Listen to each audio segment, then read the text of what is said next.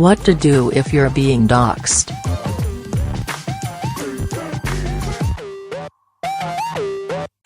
Be familiar with the terms of service of the various platforms you use. Learn how to properly file a takedown for when your information does get up there. There are few more toxic practices online than doxing, the distribution of someone's personal information across the internet against their will. It's all too common, though, deployed regularly and devastatingly as a means to harass and intimidate. The practice is not limited to public or briefly internet-famous figures either. Anyone can be a victim, at any time.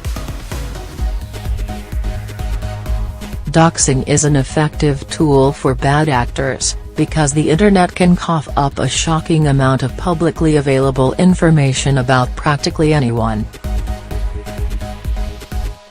And while there is no perfect defense against it, there are ways you can prepare for it and help mitigate the fallout. Wired spoke with Eva Galperin, the director of cybersecurity at the Electronic Frontier Foundation, a prominent digital rights group, about what the average person can do to deal with doxing.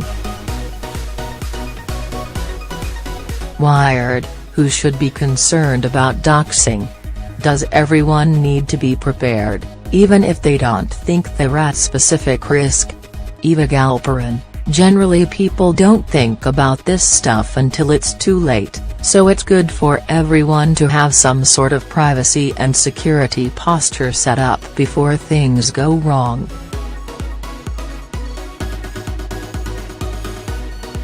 Especially if you are about to do something that's going to attract you some attention, but even if you are just a woman on the internet. What I tell people is, Google yourself, lock yourself down, make it harder to access information about you. People should definitely be aware of their public records, like their public tax records. And when you post your photos to Instagram, or you make posts to Facebook, or you tweet something about your location, people can take that stuff, put it into another context, and suddenly you have been doxed. What people can really give away about you is the stuff that you've already given away about yourself. So think about the possibility in advance, and to have a plan, in the same way that you have a plan for all kinds of other emergencies. Wired, what does a doxing preparedness plan look like? See what's already available about you. Be familiar with the terms of service of the various platforms you use. Learn how to properly file a takedown for when your information does get up there. Remove your name from people search lists, take down information about yourself, make sure that your number is unlisted. Equality Labs has a great, thorough doxing guide that includes a number of opt-out links. Google yourself, lock yourself down, make it harder to access information about you. Eva Galperin, EFF. And in addition to doxing, you should be also concerned about the security of your accounts. If you have earned the attention of people who think it is worthwhile to dox you, they may also think it's worthwhile to compromise your security and post things as you, or get more information about you by logging in as you to your accounts. Definitely have long, strong, unique passwords. Use a password manager. Use two-factor authentication, and set it up when possible with a security key or an authentication app rather than text messages.